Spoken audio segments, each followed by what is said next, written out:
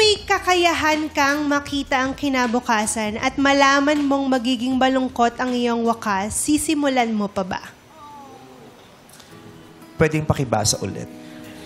Kung may kakayahan kang makita ang kinabukasan at malaman mong magiging malungkot ang iyong wakas, sisimulan mo pa ba? Nagets mo, Carlo? Opo. Okay. We all make our life story, Meme Vice. Yes. Yes, Prof. Ako, kung may kakayahan akong makita yung future at hindi kagandahan yung mangyayari, I will...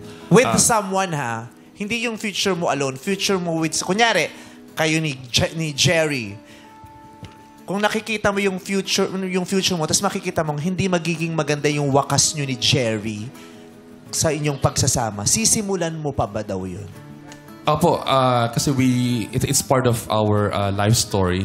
We learn from our experiences, and these experiences will make us better individuals. And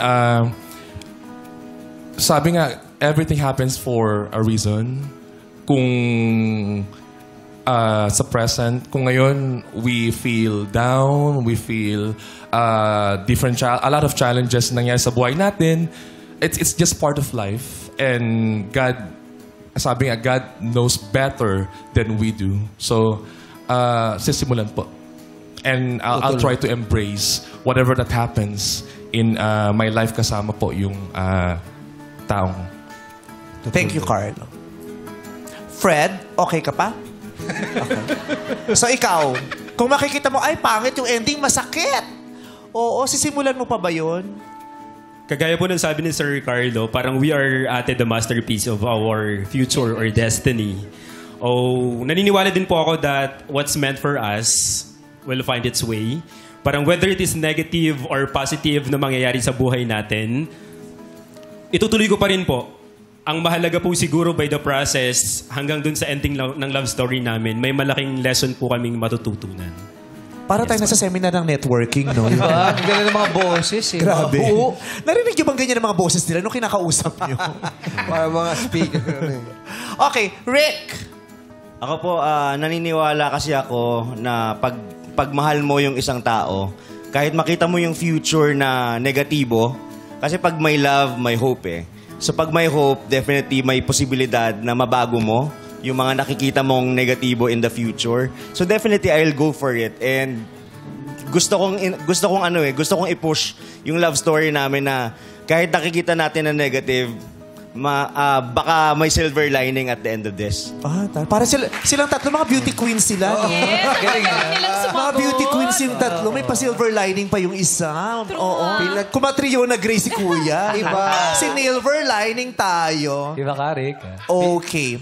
So, sa mga narinig mong yun, gusto mo na kitang tanungin. Kung bago pa nangyari yun, yung magpapakasal kayo, yung bago pa mangyari yung sinagot mo siya, nung panahong nanliligaw pa lang siya sa'yo, tapos meron kang kakayahang makita ang kinabukasan, tapos makikita mong it's bound to end in a very sad way, sasagutin mo pa ba siya at sisimulan yun? Opo. Kasi for me kasi, yung i-cherish nyo is yung memories, yung pinagsamahan nyo talaga. Okay. And kaya ako din talaga nakatulong na tumayo ulit. Kasi yung bond namin pareho is iba. Okay. Parang doon na lang ako humahawak talaga. Okay. So, yun po. So, sino ang bibigyan mo ng green flag? Lahat po maganda eh. Pero may Huwag kang sakim, isa lang. Oo. Bigyan mo na si MC. Sa palagay mo, si Patrick, tatlo yung inuwi mo. Yung ganyan, dinate mo. Siguro po for this number 2. Si Fred. Why? Meron siyang sinabi doon na whatever is meant to happen Will find its way. Yes, will find its way. And isa po sa lesson talaga na natutunan ko is whatever is meant to be Will be. Will be. Que sera. Whatever will be, will be. Yeah, yung po, kahit anong pigil mo, mangyayari at mangyayari yan. So, dun po, yes.